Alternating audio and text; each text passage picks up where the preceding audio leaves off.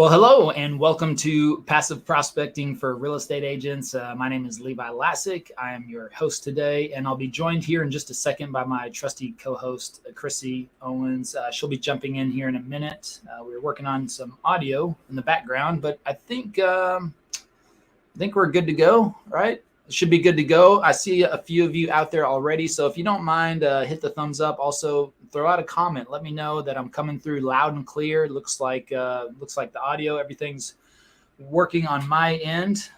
So anybody could let me know as a confirmation. That would be awesome. Let me see if I can bring Krissy in here and see. Can you hear me now?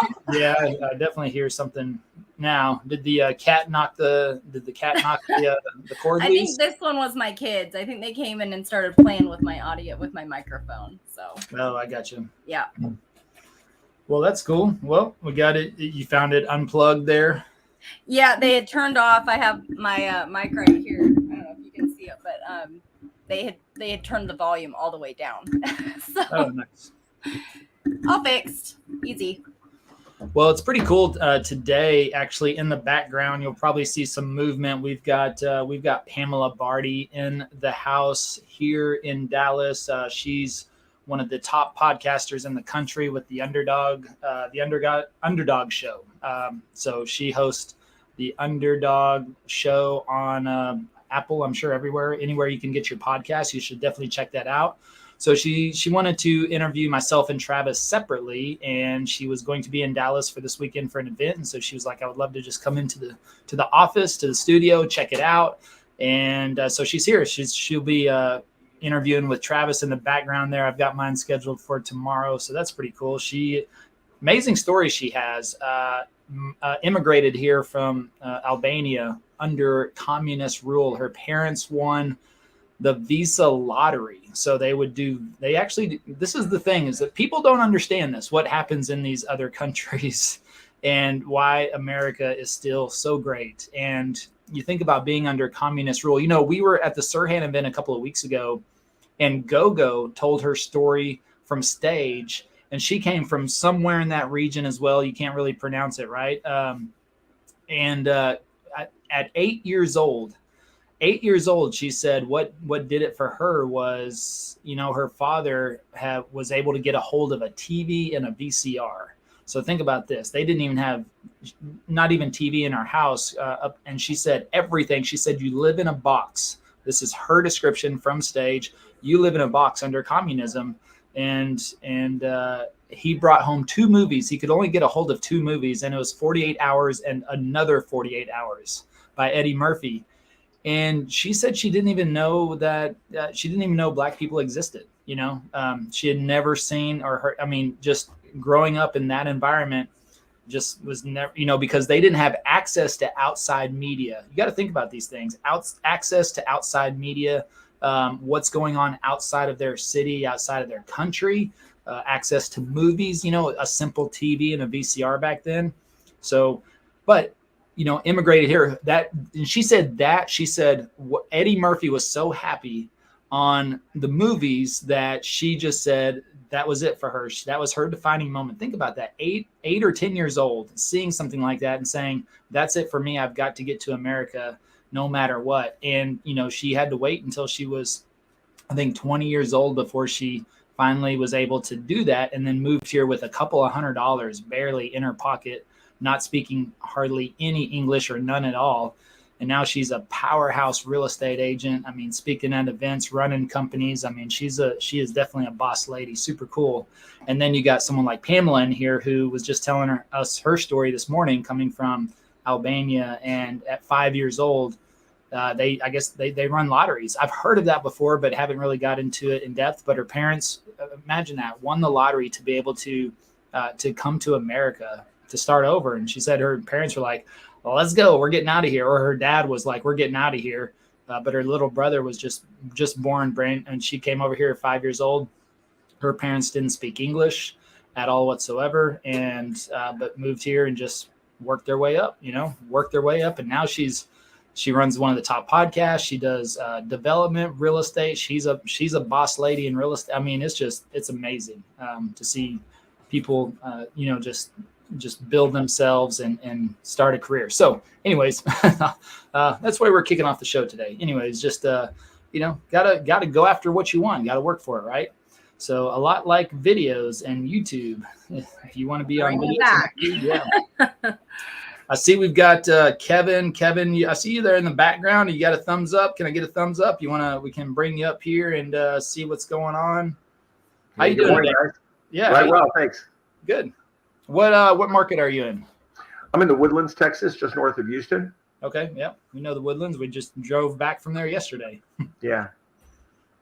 Yep. So that's a great area, beautiful area. Is that you focus on the North Houston area, or are you kind of niche down in the Woodlands, or?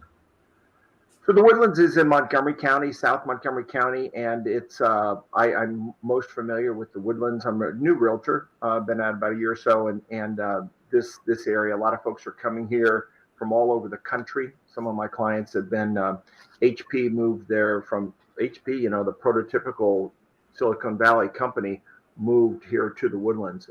ExxonMobil's got a headquarters there, so a lot of folks are being drawn into this area. So it's a good place to be.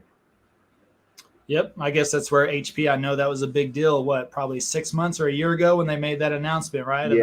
Yeah.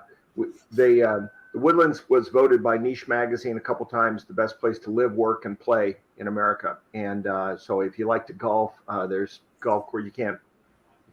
There's too many, right? And it's got a lot going on. Schools are good.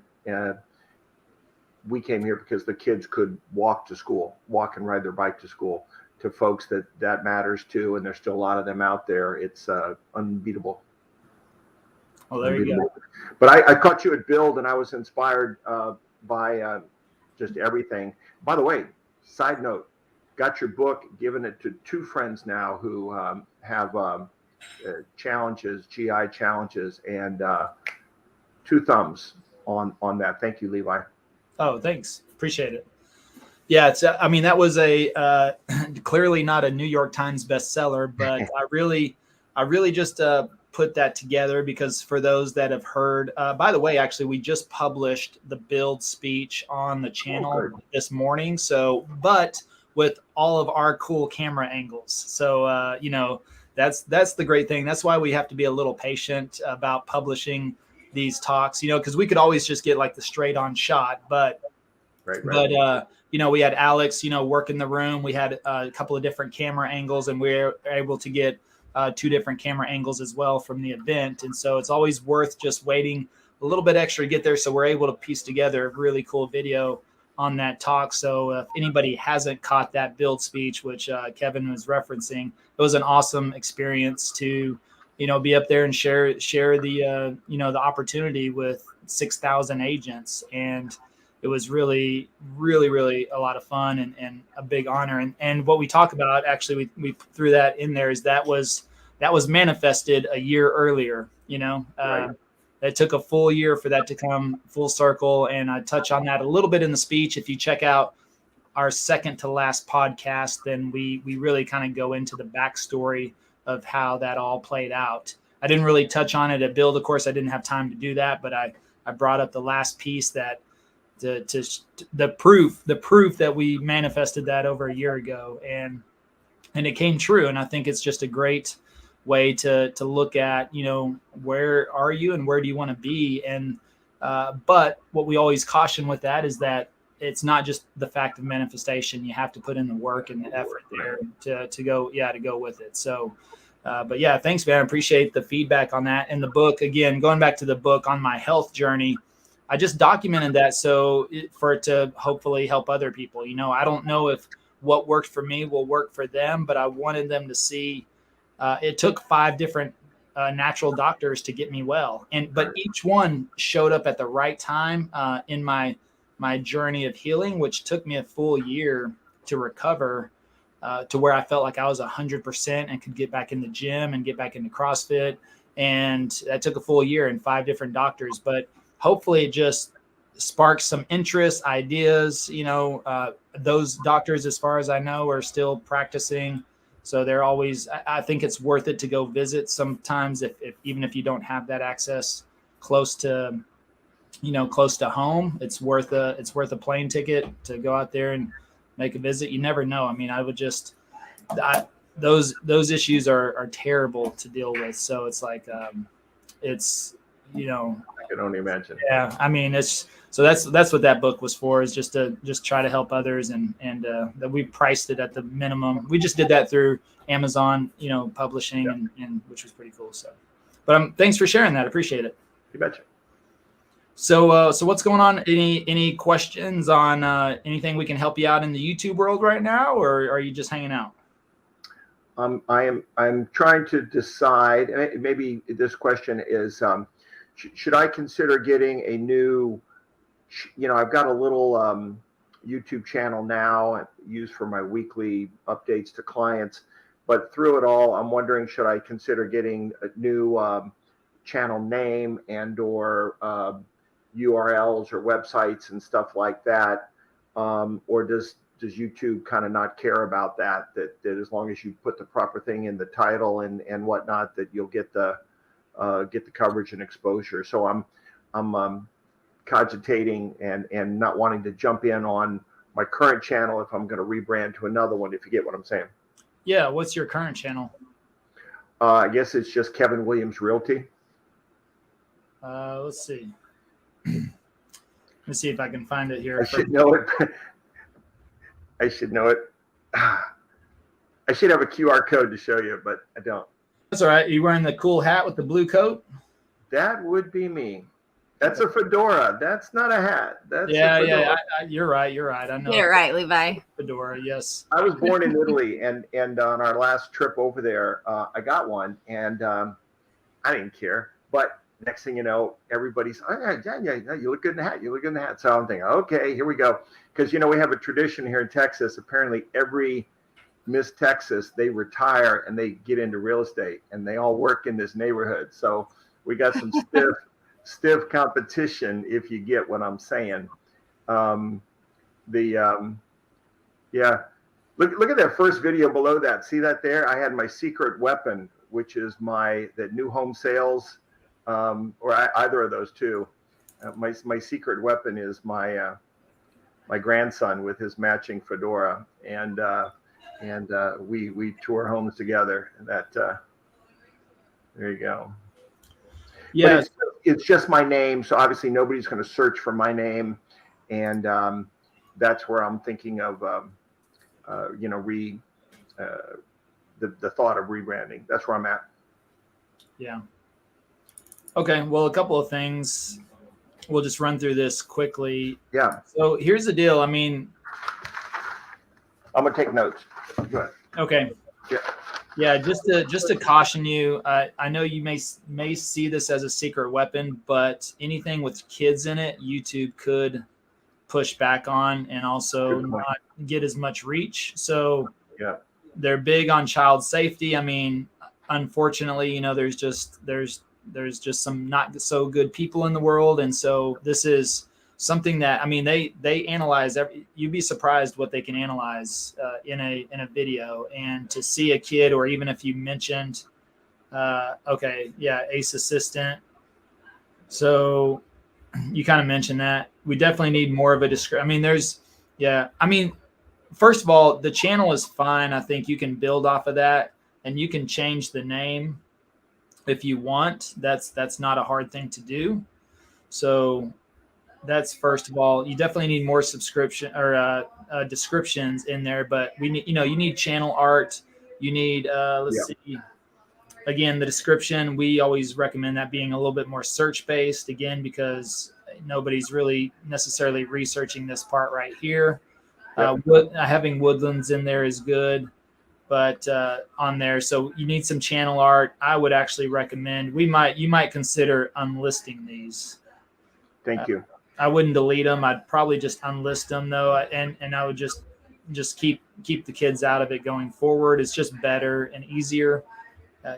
Keep it professional in there, and also you don't want YouTube to throttle anything. I mean, you could definitely use thumbnails, and I mean the length of the videos. You know, we really want to work on longer videos. So, right. Yeah, that'll be the before and after. Those are the before. because I haven't. I mean, you got a little bit of a base of some subs and some, some views on here. I mean, really at this point, you could go either way. You could start new, but I mean, this is all real estate content. So I'd say we could just build off of that. But, this video is longer than, 60 seconds. So they're going to show it in this format with the black bars on each side, as compared to this one is a short, and see how it pops up as like an individual video. Right. So you don't want to shoot anything over a minute in vertical format. You want to keep it horizontal. Yeah. You definitely want a lot more. Remember, people are researching on YouTube, so you want more description, more information. Don't talk just to keep talking, but it's hard to explain a lot in a. Greetings from Kevin Williams, the Happy Realty. Yeah.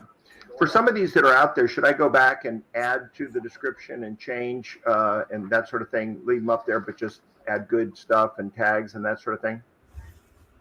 I mean, we recommend it always. I'm just not sure if they'll get much traction because of the length, but anytime. Are you going through our course right now? About to. I'm getting some other. We've had some. We had a death in the family and had a funeral yesterday, so we've been doing some other things. Okay. Yeah, I mean, we're going to walk you through all of this and break it all down. So, but I would just probably unlist these 2 videos with your kids or with your grandson there, and just to be on the safe side. And you don't want to delete them because of the data, but just go ahead and just unlist them. That's good. This is good actionable stuff, and I will get on that. Yep. And then everything else, is really the course is going to walk you through how to do all of that. So that's what I would. That's where I would. I mean, there's the starting points. If you want to go back and write a little bit more robust descriptions, but there's a little bit more to it than just that. But again, just once you get through all there, I mean, there's a lot to build off of. But ideally, you want to start filming videos in the best way possible to get the views, be found in search, give you the return that you're looking for. And so that'll go into all of that. And then also some channel art on there, work on the description a little bit more, and I think you'll be good to go. Good show. Thank you so much. Yep. Anything else on there? You good to go? That's good. I'm good to go. Okay. All right. Well, Kevin, it was good chatting with you today. Thanks for joining us. Thanks for the input. All right. I know she told me last week. I want to say it's Shastine, right? You think, is it Shastine? Shastine, I think. Shastine. I know she told me. Was that last week or 2 weeks ago? It was last week. Yeah. I got it. Shastine. All right. Well, I don't see a camera or a video on Shastine. So if you want to turn the camera on, give me a thumbs up. We'll be happy to bring you in here. Let's see here. You're already answering all the questions in the chat, right? Yeah. Yeah, we do have a question. I know Susan had mentioned I talked to her about this a couple of weeks ago, but we kind of had a discussion about a potential for affiliate programs for the course and for editing services. So that was something she wanted to ask about. Oh, yeah. Good question. Good question, Susan. So we'll probably address that in the Facebook group, but we'll let you know. But it sounds like you got some people. You want to start spreading the word, huh? We like that. We appreciate that quite a bit. So we can address that in the Facebook group. So happy to talk about that. Let me see. I don't see Shastine's camera on yet. Something came up. Oh, I can't get on camera for another 20 minutes. All right. So she sent us a message. So we'll go back. All right. Well, anything we want to talk about in general today, Krissy, while we let a few more questions pop in there? And Yeah, we had a really great question yesterday on our course support call. Somebody asked, so if they live in kind of a bigger area, and I apologize, if you live in a bigger area, a bigger region, how do you kind of attract the traffic using, because they're not necessarily going with like a major city, they're going with more of a region. And so I kind of talked yesterday about supporting keywords and what I like to call secondary keywords, where you use secondary keywords like the smaller cities, but then in your descriptions, you also use the larger city to attract some of that traffic to the channel. And so we kind of have reverse engineered this because they had a question about having it being in a smaller area. And I said, well, a lot of the stuff that we do, we work with a lot of people that are moving to the Dallas area, but they're just not aware of some of the smaller areas. And so we use Dallas, Texas real estate, Dallas, Texas suburbs, some of those bigger keywords in the description as supporting keywords to kind of help the secondary keywords rank. And so, some, like, for instance, we just did one for Cedar Hill that hasn't been released yet. That's one that's going to be coming up here pretty soon, but Cedar Hill is not really the typical one that people usually search for. So we support that with secondary keywords that, do bring in the traffic. So that may be something to kind of bounce off and kind of talk a little bit more about, Levi, is kind of those supporting keywords and how we use those to drive the traffic and what the mindset behind using those is. Well, you covered that, right? Right. I talked a little bit about it, but I know, like, what was when you created videos, because I know you and I kind of worked on that together when we were kind of structuring our strategy at the very beginning. What was the mindset behind, how do you attract the extra traffic? What are some of your tactics for bringing in some of that extra traffic from an SEO perspective for some of the smaller areas that people don't rank for? And why is it still important? Because I've gotten that question before too. Like, should I even think about doing the smaller areas when they don't bring in any traffic? And what's the importance of doing some of the smaller areas? Well, do we know that the smaller areas don't bring in traffic because we've been testing it for a year? Or, that's the comments, those comments always throws a little caution towards definitive comments, and in anything really. I've just learned in my career that as soon as I say something very definitive, it usually gets debunked 10 minutes later, especially if you post it online. Somebody will tell you your line real quickly, right? now. So, that's the thing. I think everything has a variable, and so as much as we preach and teach this stuff, it's really based on our success in our market. It's based on people we've helped and their success in their market. But every single market is unique and every single person is unique. And I do believe it does come down to consistency, personality, and content. It's those types of things. You want to be engaging on your content, but you have to have the consistency. So, for us, Dallas, 99% of our business is in the suburbs, but we're still called Dallas, Texas. We're not doing a ton of high rises in downtown Dallas or historic homes in downtown Dallas, which is, what you find. Otherwise there's, people are wanting to move to the suburbs where there's better school districts and newer housing, things like that. So, we just hyper focus on that suburb or that neighborhood or that area. So even as small as it is, I want to be, one of my friends would always say he wants to be the Incredible Hulk in a mud puddle, So if you're in a mud puddle, be the Incredible Hulk. And so on that area, have you made 5, 10, 15 videos on that one area? If it's small and there's not a lot of presence, then it's time to dominate. I was actually on a call this morning with somebody that wants to partner with us. And by the way, you can always reach out and, let us know if you're interested in a partner opportunity. And that's where we provide our coaching and our course and everything like that at no charge. So if you're open for a move, and then if that's something you've been considering. But we had that discussion this morning. He's in an area in North Carolina. And he said nobody in the last year has posted. He said there was somebody posting some real estate videos the year before last, but they disappeared for whatever reason. And that made me excited. I was like, well, now's the time to capitalize on that market. And if something has not been posted around in that area for the last year, it should easily rank. And especially publishing it in 2022 should easily rank. And you stay consistent and volume wise, then you're going to be in a better position to recapture that market. So even if you're in a small market, I would still make as many videos as possible. Maybe the most expensive home in that neighborhood is 500,000. Well, I would make a, $100, $200, $300, $400, $500,000 video. I would make the vlog. I would do the map tour. I would do the pros and cons. That's 10 videos right there that you can make on that area. And so it hasn't generated business because we did one video and, didn't get a return. Well, the thing is I think I've done the most videos on Frisco, Texas, and it's still very competitive to rank in Frisco for us. But that's where we do a majority of our business for sales, and it's where a lot of people are looking.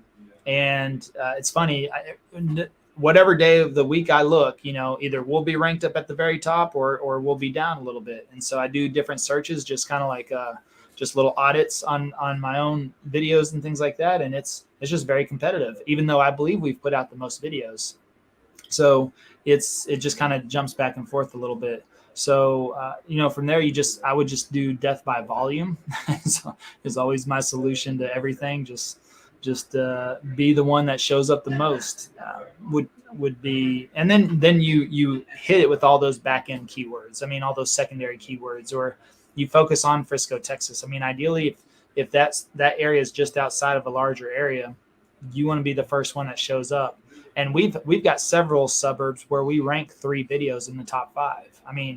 That's just powerful right there. That is just really letting people know who the authority figure is in that, according to YouTube, right? And so regardless of the volume we've done, the production, the brokerage, none of that, if we get the most videos up in that top 5, top 10, we just look like we are the most present and own that market, even though we may not be the top producers. So it's a good opportunity, I think, to capture and capitalize. And if it's in your area and you want to do business from there, I would keep making videos. Is Yep. what it comes well, down. And that's a great point too. And another thing to think about is things shift, right? Who's to say that that's not going to be a trending topic in 6 months from now? And I think that the agent that is prepared, the one that's looking forward versus the one that's trying to take advantage of present trends only, that's the agent that stands apart. If you're only looking at what's happening right now, you're probably missing the trend.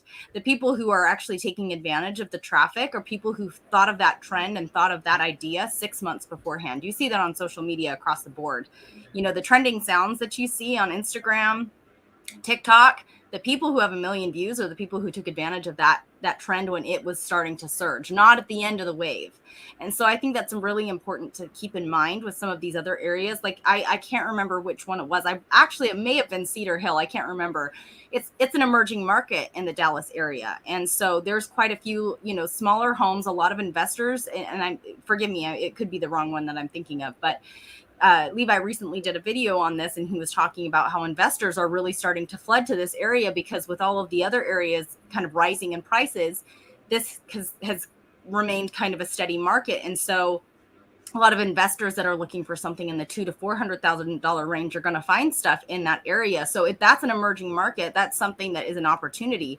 You can guarantee that like barely anybody is doing a video on that. Another great example, out here in Georgia, my husband, he does, the whole Northwest Georgia area. And when we were doing research for something, one of the cities that nobody thinks of is Jasper, Georgia. At least you don't think that people are thinking of that. But in the search results, that was giving us 100,000 hits a month. Jasper, Georgia, when you talk to people around this area, barely anybody talks about Jasper, Georgia, but it's a retirement community. So as far as relocations go, that's actually a very popular market for people who are coming from Washington, from New York, and people who are coming from California. And so a lot of people, they end up, retiring in the Jasper community. So that's one of his most popular videos. It's in the middle of freaking nowhere. If you were to talk to a resident, they wouldn't think that, but you have to think in the mind of the person who's actually relocating. And what you think might be a completely dead topic could be a very, very good topic for your channel. So it comes down to really doing your research, making sure that the ones that you're doing videos for first are the ones that have really, really good search traffic. And then I think once you start getting to the point where you're starting to, recycle some of your topics or recycle some of your cities, you need to go into those areas that maybe don't have as much of the search traffic, but then you dominate the market. Nobody else is doing a video for them. So when those do emerge and those do start trending, you're the person on top. Yep. Absolutely. Make videos. Yep. make more videos. Yep, that's the way to go. So, well, I think that pretty much covers that topic there. Let me pull. There was a couple of questions in the Facebook group, actually, the past couple of days that we had some really good ones. Now this morning we talked about, for those of you who were not in the Clubhouse room, I think that's a really good thing to kind of just rehash really quickly, is batch recording and the importance of consistency and some of your topics and your tactics for consistency, and what are some things that you do to stay on top of it, and so you're not overwhelmed by having to create content and as much as we create. Yeah, I would like to jump, see if we can pull one from the group. That would be cool. I would encourage, if you want to get really in depth on what we talked about this morning on consistency of content and batch, I would say check out the podcast. So that way, I always try to change it up. I want to talk about different stuff sometimes, So, but I mean, that's very important, and we can definitely cover that topic here, maybe in a later video. But yeah, check out the podcast, which is YouTube for Real Estate, and try searching that. So, find YouTube for Real Estate, find the podcast there, and we cover that. That will be out on Monday. That episode will be out on Monday. So. Because we record that on Tuesdays or Wednesdays, and it comes out the following Monday, usually on Monday, right? Sometimes Tuesday morning. Sometimes Tuesday morning. Calling me out. Nope. But I think you just told on yourself. No. We had a really good question from Cheyenne. She's working really hard on her videos right now, and she's kind of working out some of her own kinks. And her question is about actually going to the houses. And if it's not on the market, what's kind of your rule of thumb when you're doing videos? Is it okay to show the houses that are on the market or that are not on the market anymore? Do you only do things that are on the market? What's your perspective on that? Yeah, I mean, she was asking about sold, right? Do we look at sold properties? Yeah, I mean I think you can do whatever you like. I don't know. Yeah, I've never really thought about that. I think just because whenever I pull up Zillow, because I just go on Zillow for super easy access to just see what's listed. And I guess because it defaults to what's listed, that's what I've used. I never really clicked on the sold tab to see what's sold recently in there.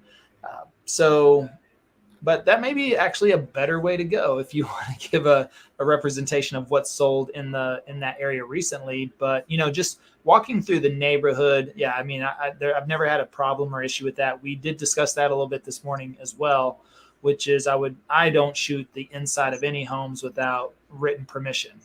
I don't schedule showings just to go. I know there's I'm pretty sure I know there's a lot of agents that are booking appointments and then they go do a reel or a quick walkthrough. And, I don't know.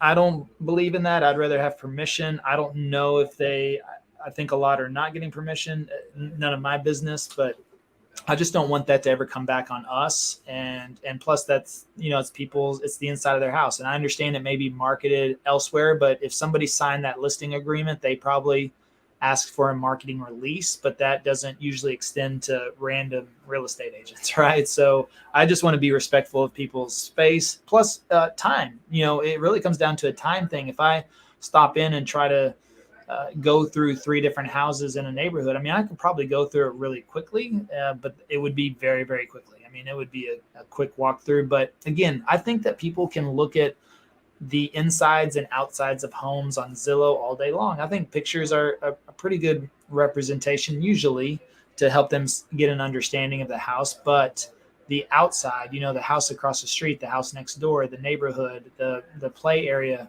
that's what people really like about the vlog tours. How close are you to the closest coffee shop and a little bit of shopping or groceries? And what is it like? Does it have some character? Is it just cookie cutter? Is it strip mall? Is it boutique? Those types of things, helping them understand all of that around it. That's what they can't see on Zillow. And if you want to position yourself to be, not in a threatening position because of someone like Zillow, like everyone says, well, Zillow is going to replace the agents. Well, be irreplaceable, be irreplaceable, provide value that an iBuyer platform or an app can't provide. I mean, that's the thing. Provide that value that AI or something like that can't provide. And so that's the opportunity. And of course, Zillow does not give its own experiences, its own stories, and it just doesn't tell it the way you can tell the information that you have all stored up here, which is, again, what do you like? What are you not a fan of? Does your friend live in this neighborhood, and what does your friend like about it? And what is, and what do they don't like about it? And so you can share those experiences and those stories and give that perspective that people just can't get. And through that, and when you sprinkle in your personality, then people build that relationship with you and develop that rapport. And then it becomes, that opportunity to provide value to where they will want to call you and work with you and not question you on your worth and your value and your commissions and everything else. They know what you're worth, and they're excited to work with you. And so that's the opportunity to do that. And so, but yeah, I mean, I guess sold properties, sure, yeah, absolutely. Maybe I'll switch over to that. I'm just always kind of looking at what's pending, because that's where I open up my app and they're right there, and I just start searching around. But that would be a more accurate look at what's recently gone in the area. So because we know that listing price does not always coincide with sell price. So I like it. Maybe we'll start working on that, and that'll be good. So that was a good question. Yeah. And I think another thing just to add to that too is, we always talk about you're selling the lifestyle. And so I think sometimes there's some confusion and some worry that you're going to get in trouble for using someone else's listing, even if you're just walking outside the house. And before I go much further into that, I would definitely say check with your state regulations or your country regulations, because we've definitely had people like in Canada, they're very strict about what you can show on a video. With video and what you're, if there's a sold listing or something that's pending or something like that. So definitely check with your area and make sure that that's okay. But generally speaking, you're selling a lifestyle. And so we don't run into those types of issues because we're not sitting there spending 45 minutes talking about one house. We're not going and walking all over their property, without permission and things like that. We're selling the neighborhood, we're selling the location, we're selling the city, And so I think if you're focusing and you're positioning yourself to be talking about the area versus focusing so much on one property, you're really not going to run into those types of issues, generally speaking. Yep. Are you able to bring these questions up? Yeah. Mm-hmm. You are? Okay. Yep. Curious. So I was just thinking of when we host our live tonight, if you wouldn't mind just kind of reading through some and kind of maybe you could bring the next relevant one up. Because I know on the last live, you'd answered a lot of questions in chat or I want to screen sometimes too. Yeah. We don't get a lot of inappropriate comments on there. I think I saw one that I skipped over last week, but okay. So Susan says, my guys are doing neighborhood vlogs and Google Map videos on their current listings. They're really getting into it now. Yeah, cool. Yeah, I mean, and if you have your own listing in a neighborhood, I mean, that's a great opportunity, right? If you have your own listing in a neighborhood, to go do a neighborhood vlog and then say, by the way, let's go check out this home, that's currently listed in the market. And so that would be, that would be one way to get around that. I mean, model homes, new construction homes, they'll let you tour and video that stuff all day long. So you could do that as well. And happens to be my house. All right. Well, hopefully they find you a new one to live in too, right? There you go. Well, I guess she must have given permission then for them to film the inside. So that's good. All right. So looks like Shastine is back. I think she's ready for us to look at her channel. Okay. A 3 private. Can you see the message in the private chat? I was asking, can you link it? Oh yeah, Justine, could you drop a link to your channel for us in the private chat? Well, you're on mute. We're bringing you up.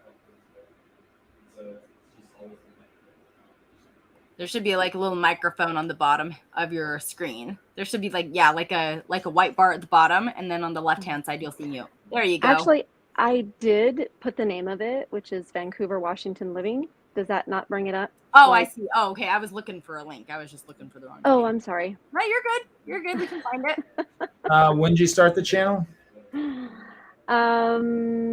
Well, I started it under a different name a long time ago, which was under Bradley and Associates, which was of course, my team's name. But then after joining your course and learning to change it, not make it, something, and of course it was really bad because it was just Bradley and Associates.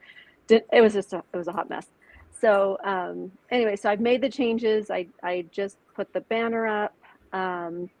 I have you'll actually probably can't see my back end. So I have some of my private, the ones that are on private in the back end to launch forward. And so anyway, I wanted to get your insight as far as what you see so far. Probably though, the videos that you see are the standard videos that every realtor does. Because I haven't launched my first vlog that I did on Salmon Creek. But the question, so anyway, so I'll let you just take a look at my channel first before I go on. Perfect. Do you have it pulled up, Levi? Yeah, I got it. Let me see. I should be able to, boom. You see the channel now? Yep. Okay. Yeah, so I would just say initial reactions real quick. I would just say coloring and font size. So first of all, this subscribe. I know what it is, and you can kind of read it out, but I would say the coloring too just kind of blends in with the shading. Almost same thing with new videos every week because of the shading on here. Even over Let's Meet with in person on Zoom. Of course, I love that, but I also think that the lettering is not as viewable. It's just a little faint. I can read it, but it's just I would prefer a little bit more of a contrast. Okay. Tap. The cursive on here, it's artistic, but it's kind of a little bit.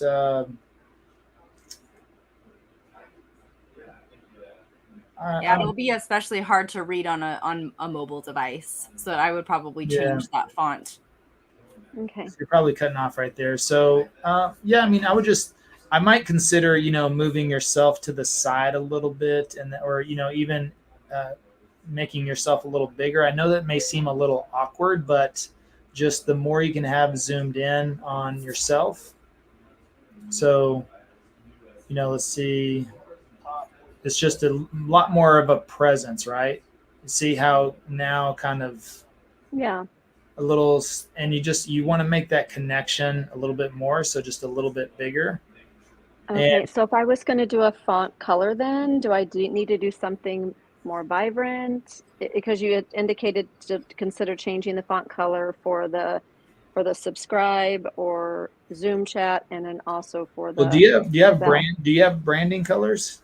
Yeah, but again, I've been in the industry for 18 years, so my branding colors were a dark burgundy with some gold and black, and I just didn't want to use those colors going into this channel because, like you had indicated before, it's based off of just not about me, but about the area. So I thought, okay, I can give fresh colors, because I've been toying with the rebranding of myself anyway. Okay. Yeah. Okay. Well, I think it's just more about contrast. Personally, I don't mind the pink so much. I think it just needs to be on like a contrasting color and on something that maybe is not so busy in the background. Okay. Yeah, and maybe it's just, even like new video, if this was just probably moved up a little bit, to where, let me get my address, where it's not in the buildings. So maybe if it just came up a little bit up here, that would allow you could maybe just shift this over a little bit more. But if you can make yourself a a little bigger. Okay. Go ahead. So make myself bigger. If I moved up the subscribe and the bell up higher, that's okay. But then I need to change the font so it's not the cursive. And then, like Krissy said, change the contrast color. Yep. And Am as I far getting as that your right? text placement too, I would also just really think about what you want people to see first, because I'm noticing your name and Vancouver, Washington living are the same size. And so placement, sizing, I would really think about that and what you want the eye to be drawn to. When in a design perspective, people read in a Z formation from left to right. And so from the left side of the Z to the right, and then they go in a Z formation and follow that. And so I would definitely think about that when you're placing your text. What's the most important thing? Your least important thing being the bottom towards the right-hand side. And your most important information is going to be towards the top, bigger sizing, read left to right. So just kind of think about that when you're placing things, and I think you'll be good to go. I don't think you're that far off. I think it's just the contrast and the placement that you need to adjust a little bit. And so if I understand you right, Krissy, I should make my name smaller. Mm-hmm. Okay. All right. Yep. And I would make then- it more about, because again, we're selling the location. You're Yep. naturally going to be selling yourself at the same time, but people are more interested in what you're selling versus who you are, because ultimately, you know, they're buying your personality just because the video is doing that for you. So I would have that actually quite small if you're going to have your name included there at all. And then just have Vancouver, Washington living be bigger, or, you know, Okay. subscribe to learn more about. See, that's why it's so big on our channel too, is because we actually have an action item. That's the most important thing for us. We want them to subscribe to learn about living in Dallas, Texas. So I would give people clear instructions, because we have such a short attention span that unless we're told what to do with marketing, we usually don't do it. So I would definitely make it more action based and just be very, very intentional about what you put in the bigger text, and use less of it, and it should be more effective for you. Okay. Okay. All right. And then, okay, this is probably just negative thinking, but there must be, I know has to be 2 other agents that's a part of this program that are doing this. And so in my direct area, and so like when I'm looking at their blogs or their map tours, and I understand each person will do theirs a little bit differently. You know, like the pros and cons of living in, you know, I'm like, okay, I'm only going to repeat what they're saying. So maybe I don't want to do that type of content, you know. And so I'm trying to find a different way. So I'm doing more drone stuff or things like that to maybe add in between, or doing more shots to add in between of, you know, but I don't know what you do in that circumstance. I mean, because like I said, Vancouver, Washington's pretty small. Yeah. So what do you suggest as far as that goes? Well, we want to assure you that 2 other agents in your market on YouTube is not really competition. Yeah, not competition. And if you don't do it now, in 6 to 12 months, there's probably going to be more people on it. So either you get a little bit ahead of that curve, because I mean, people are going to move, whether we help them or not. There's there's other people. Now we're directly in the trenches, but there's some people teach basics of, I want to say they teach YouTube, and but they, you know, as far as doing it, being in the trenches, doing the production of it side that as well, then it's you know, they're missing out or lacking that opportunity there. So people are going to be popping up whether we're helping or not. People look at our stuff without any coaching. I mean, you can look at if you studied our channel and really, really studied it, I mean, you could probably get a good grasp. And so it's not just with us. People are going to be popping up here more and more as they come into it. But the agents, I think, that get started now are going to have a better opportunity moving forward to capitalize on that. And ultimately, it does come down to personality. And so, you know, we share this all the time. YouTube tells you the top 15 channels your audience watches, and 10 of our top 15 channels are Dallas real estate agents. So, you know, I know they're watching all the other channels. But we still do the business we do because people want to work with us. And so being out there doing it, showing people, giving them our perspectives. The thing is the pros and cons, it may be the same topics, but it's not your stories. It's not your experiences. It's not your perspective. And so that's what people are looking for. And somebody may watch all three of your pros and cons, especially somebody researching or thinking of making that move, especially if they're trying to get out of Seattle or something, or Portland right now, right? I mean, those places, I mean, you're probably attracting quite a few people coming from there. And so they're looking, and people thinking about making a move are in research mode. And so they're going to watch probably every different one that's out there. And if you don't have one, then they're not going to be able to watch it. So if you have one, they're going to be able to say, oh, well, I like this person more than the other two I saw. The other two, I just didn't really, or who knows, they may stop watching them after 2 minutes. And then they find your video and they're like, oh, okay, breath of fresh air. I like this person. I like their personality. Something about them. And usually what's going to happen is it's somebody who's like yourself, like attracts like. And so for us, we've had the best clients because they're pretty much like us. So personality wise, people click with us and they get that sense through video, which is why they reach out. So I wouldn't worry about that at all. I would just work on the consistency and then also look at how many videos are they putting out. If they're putting out 1, I would put out 2. If they're putting out 2, I'd put out 3. If they're putting out 3, well then I'd put out 3.5. I don't know, and I'm just saying that you got to have the content out there. If you don't have it, then you definitely won't be found. Okay. So what I hear you saying is it doesn't matter if there's 3 others saying pros and cons of such and such. It's about personality and adding. So the key thing I got out of that is if we add our personal story to the pros and cons, that's what will differentiate from others, even though you might have the exact same pros and cons. Yeah. Yeah. Well, I mean, as long as you don't watch their video, copy down in exact order everything they said as far as topics. I mean, you should be a little bit different, but take 5-10 minutes and think about, what do I love about this area? What do I not like about this area? Bullet point it out, and then you go from there. But yeah, ultimately it is your experience. So you're dealing with traffic or weather. Is some people love the Pacific Northwest vibe. They love a little bit of rain, a little bit of clouds, and that other stuff. And so you may say, hey, I love that. Other people are like, I can't stand it. I can't wait for summer. But when it gets to summer, it's the best. I don't know how. I'm just thinking about people. I know more people in Seattle than I do Vancouver. So I know that they say Seattle's full of people that visited or moved there in the summer and then got stuck, right? And so they didn't realize the other 10 months of the year it was rainy and overcast. But for some reason, the Seattle people put up with that just because they love the 2.5 months worth of summer up there so much that they're willing to put up with a constant drizzle and overcast for the next 10 months. So, and so some people love that. So yeah, some people can't stand it. And then that brings me to one other question.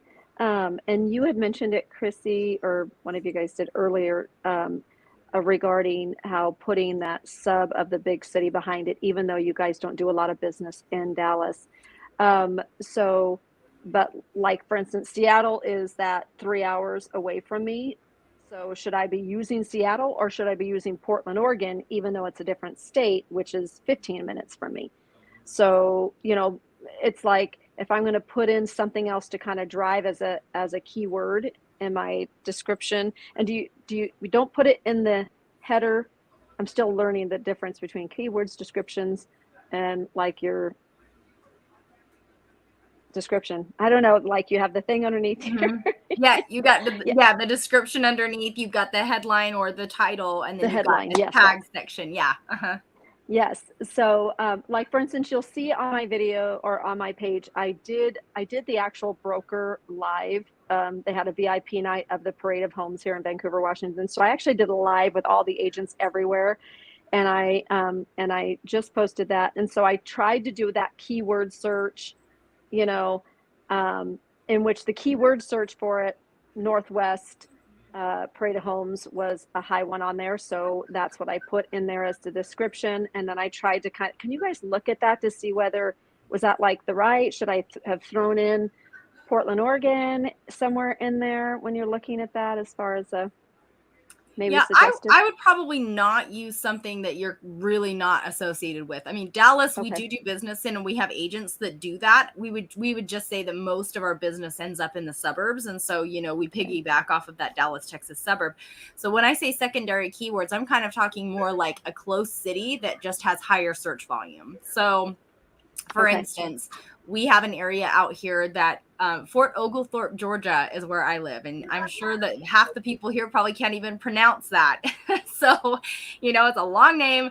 We have more country roads and more country fields than we do actual houses and cows. More cows than people is what Levi always says, So, I mean, it's a very rural area, but we are very close. We're 15 minutes away from Chattanooga, Tennessee, which has a massive search volume. So for my husband's videos, he refers out to Chattanooga. He doesn't work the Chattanooga area himself, but we refer to Chattanooga, Tennessee in a lot of his descriptions because that's where a lot of people who are relocating are actually relocating to.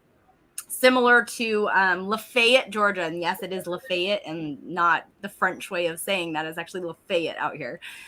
Dalton, Georgia is a really close city to that. And Dalton drives a lot of traffic. So we talk about Dalton, Georgia and the proximity to Dalton, Georgia and his descriptions for that. So that's what I would say is maybe look up 2 or 3 other cities that are really close, that are driving a lot of traffic and use that as a secondary supportive keyword versus using something that you don't work the area. Because you definitely don't want to start getting calls for areas that you don't want to travel to work to, but maybe just use that next step up to drive a little bit of extra traffic for the really small areas that have like no search traffic to begin with. Yeah, but if I have somebody on my team that does Oregon, well, not on my team, but I'm the brokerage that I'm with which is the same as Levi's. So the people that I have brought, within my network, I could refer them just like your husband refers to Tennessee. So then it would be better for me to use that bigger city, Portland, Oregon, which is very big, and somewhere into not so much the subject line, but you're saying in probably the description is where I would put it. Yeah, description and maybe in your keyword section. And again, you want to make sure when you're incorporating that, you want to make it you want to make it user friendly. So you don't want to just throw the keyword in there to throw that in there because that's what we call keyword stuffing, and you don't want to do that. You want to make it and so it actually makes sense because, YouTube, Google, they all scan these descriptions and they make sure, okay, does this make sense or does this not make sense? Does this help the user experience or does it not help the user experience? And so if you are going to refer to that, just be like, it's about 3 hours away from Portland, Oregon, and is a very popular destination for people who are considering moving to Portland, Oregon, but don't want to have the same prices as Portland, Oregon, or something along those lines. So make it and so it's actually user friendly. It gives them actual information, and that can be a very useful secondary keyword to kind of support that search traffic that's kind of lacking in other cities. And I think you also said make sure not, even though if you're grammar specific, not to put all the commas in there because it messes things up. Okay. Yeah, generally speaking. Now, again, it's going to be different for everybody's market. You may find that your comma version of it actually ranks higher than the non-comma version. But what we've seen in most of our research is that, most people are not putting the comma in there when they're searching for something. So I would do the research just to verify that for your own area. But generally speaking, yes. Okay, perfect. Thank you. Appreciate that. And tell me again, Shastine, right? Yes. Okay. That's how you pronounce it. All right. Shastine. Got it. Awesome. Well, we're looking forward to seeing some of those new videos come out. And, and then you said it was Sunday, Wednesdays. If you did it 3 days a week, there's peak days and it's around 7 p.m. at night. I think if I'm for us on our channel right now, we're publishing Sundays, Tuesdays, and Thursdays. Okay. That being said, you need to test your own market. And what I would do at the very beginning too is do multiple days, multiple combinations of days for a couple of weeks, kind of to give yourself a baseline.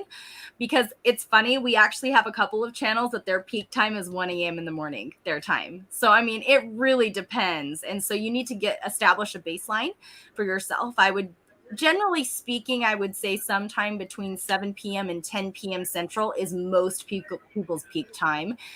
So I would start there on, something that has a day in between it. So like a Tuesday, Thursday, Saturday, Monday, Wednesday, Friday, Tuesday, Thursday, Sunday, something along those lines that, there's enough days in between to kind of give it some breathing room.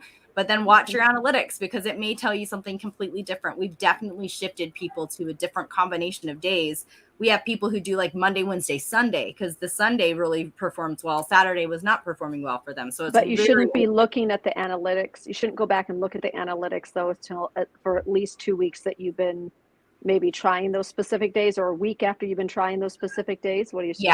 Yeah. If you have TubeBuddy, it will actually accumulate that data. Yeah, that data for you. And depending on how old your channel is, it may take you a little bit longer to establish the baseline. But once you start seeing that, it will actually populate that for you, and it'll tell you your peak days back in your analytics. So it's really easy to see the times and days that are the best for your channel from there. So could you go to your competition? Because I think in there you can go to people in your states and it'll show you their analytics in TubeBuddy to a certain extent. Yeah, you can't. Could I maybe get somewhat of an idea as far as their peak to? Well, maybe I don't want to peak at the same time. Never mind. You can see some limited analytics for that person. You're probably not going to be able to see like the times of the day that it's best. You will be able to see like a general chart of what days they're seeing a lot of that traffic. You're going to see it in kind of like a waveform type of chart.